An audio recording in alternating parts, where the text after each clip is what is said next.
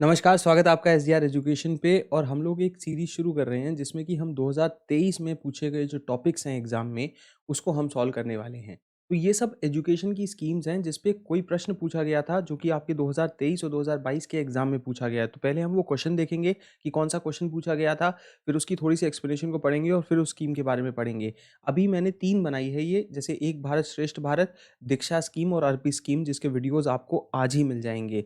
और उसके बाद रात को आज पेपर 1 की एक क्लास है जिसमें कि हम एक नई सीरीज शुरू कर रहे हैं, 5 पीवाईक्यू प्लस 5 कॉन्सेप्ट, जिसकी क्लासेस लाइव होंगी इसी चैनल पे 10 बजे रात को। तो पेपर 1 के हम 5 पीवाईक्यूज़ को लेंगे और फिर उनसे जुड़े 5 कॉन्सेप्ट्स जो कि पीवाईक्यूज़ में पूछे गए हैं और इसको सॉल्व करेंगे। और 45 मिनट की ये डिटेल क्लास होगी ताकि 20 क्लासेस हम इसमें बना सकें, तो कम से कम 100 कॉन्सेप्ट और 100 पीवाईक्यूज़ हमारे पूरे हो जाएँ। अभी अनअकैडमी प्लस पे, जहाँ पे मैं रोज़ पढ़ाता हूँ, सुबह 11 बजे कॉमर्स का बैच चल रहा है, 1.5 घंटे की रोज़ क्लास आती है। और पेपर 1 का बैच चल रहा है शाम को 6 बजे का, जिसमें कि रोज़ 1.5 घंटे क्लास आती है। तो इसमें आप लोग एनरोल कर सकते हैं। फिलहाल अनअकैडमी पे बहुत अच्छा मौका है कि आप प्लस में एनरोल कर लीजिए। प्लस के कोर्सेज़ में एनरोल करने के लिए आपको कोड यूज़ करना है SGRYT, क्योंकि अगर आप दिसंबर के अटेम्प्ट के लिए सब्सक्रिप्शन लेना चाहते हैं तो आपको 12,300 का सब्सक्रिप्शन पड़ेगा। और अगर आप 13,159 रुपए में जून 2024 का सब्सक्रिप्शन ले सकते हैं। और अगर आप जून की तैयारी कर रहे हैं तो आप 6,240 रुपए में सब्सक्रिप्शन ले सकते हैं। बहुत कम होता है कि अनअकैडमी कभी भी एक ऐसा सब्सक्रिप्शन लेके आती हो जो कि एग्ज़ाम के हिसाब से हो या 6 या 12 महीने के हिसाब से ना हो। तो ये नए तरीके की जो है आपको सब्सक्रिप्शन के प्लान्स मिल रहे हैं। अपने-अपने अटेम्प्ट के हिसाब से सब्सक्रिप्शन लीजिए। एक लिंक होगा जो आपको पहले कमेंट में मिल जाएगा, उसके थ्रू आप अनअकैडमी का सब्सक्रिप्शन ले सकते हैं। ऑटोमैटिकली उसमें जो है वो सब कुछ अप्लाई हो जाएगा, आपके डिस्काउंट्स, और 3 महीने आपको एक्स्ट्रा भी मिल रहे हैं जो अभी 2 दिन पहले नहीं मिल रहे थे। तो इसे कंसिडर करिएगा। एक सवाल पूछा गया 2022 के पेपर में कि इनमें से कौन-सी नेशनल रिपॉजिटरी है of high quality resources on foundational literacy and numeracy.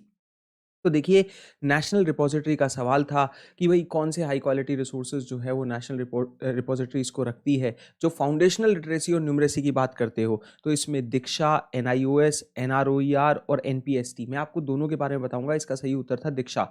और NIOS क्या करती है इसके बारे में भी बात करेंगे। देखिए, ये लर्नर्स को इनेबल करती है कि आप स्टडी मटीरियल कहीं से भी एक्सेस कर सकते हैं, किसी भी लोकेशन से एक्सेस कर सकते हैं।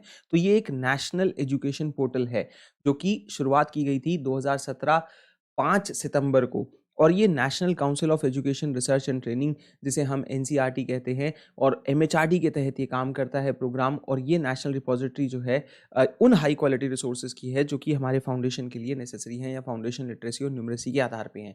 थोड़ा सा बात करते हैं कि जो नया एकेडमिक कैलेंडर जो शुरू होगा अप्रैल से, क्लासेस 9 से 12 के लिए, तो ये जब स्कीम आई थी तब से ही शुरुआत हो गई थी कि जो लास्ट एकेडमिक ईयर होगा, जो कहीं न कहीं नुकसान हो गया था जिसका, तो with examination postponed in some cases, जैसे कि आपको पता है कि सीबीएसई के भी एग्जाम पोस्टपोन हो गए थे, तो ये डिसाइड किया गया कि सीबीएसई कंडक्ट करेगी एग्जाम सिर्फ मेन सब्जेक्ट्स में, जिनके लिए आप लोगों को यहाँ पर ये देखने को मिला कि सेंटर प्लान कर रहा है कि वो रीस्टार्ट करेगा क्लासेस को। डिस्टेंट मोड में क्लासेस शुरू हुई थी उस टाइम पे, कोविड के टाइम पे, विद टीचिंग की। भाई टीचिंग होगी कैसे? डेडिकेटेड टीवी या रेडियो चैनल्स के थ्रू होगी, इंग्लिश और हिंदी में।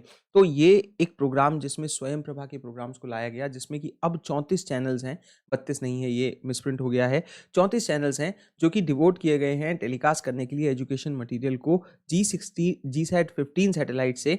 और 24 घंटे सातों दिन ये प्रोग्राम आते हैं।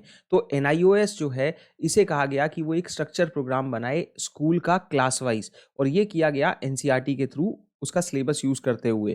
तो मटेरियल जो है वो रेडी हो जाएगा जो कि स्कूल्स यूज कर सकते हैं। और उसके बाद यहाँ पे क्या होता है कि स्टेट बोर्ड्स के लिए आता है digital infrastructure for knowledge sharing, DIKSHA का मोबाइल ऐप, जिसके ऊपर ये क्वेश्चन पूछा गया।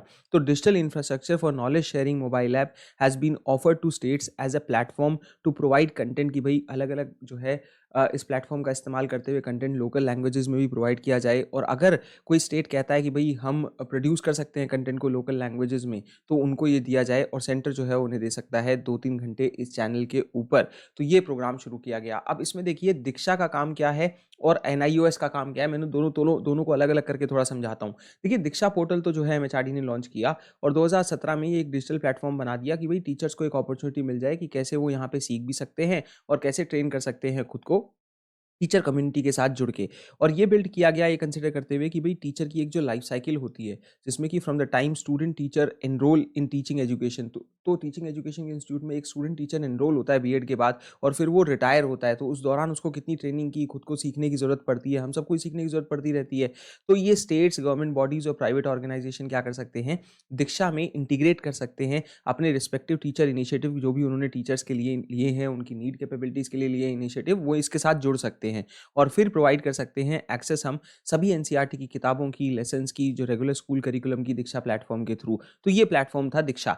फिर उसके बाद एनआईओएस, जो इसमें एक और ऑप्शन था, देखिए इसको पहले कहा जाता था नेशनल ओपन स्कूल एनओएस, फिर ये स्टैब्लिश कर दिया गया था 1989 में एक ऑटोनोमस ऑर्गेनाइजेशन के तौर पे, जो नेशनल पॉलिसी 1986 को लागू करती थी। ठीक है, फिर एनआईओएस जब इसका नाम बदल दिया गया, तो ये वोकेशनल लाइफ एनरिचमेंट और कम्युनिटी बेस्ड ओरिएंटेड कोर्सेज बनाता है, जो कि general and academic courses secondary और आपके सीनियर सेकेंडरी लेवल पे चलते हैं।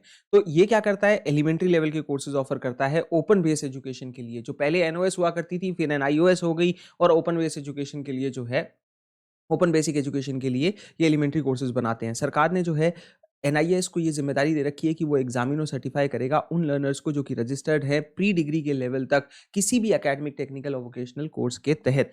तो उम्मीद करता हूँ कि ये क्वेश्चन तो आपको समझ में आया ही होगा, लेकिन इसके साथ साथ इसका ये ऑप्शन भी समझ में आया होगा। शुक्रिया, सब्सक्राइब करिए चैनल को। अगला वीडियो जो है वो अर्पित और एक भारत श्रेष्ठ भारत स्कीम को लेके होगा। धन्यवाद।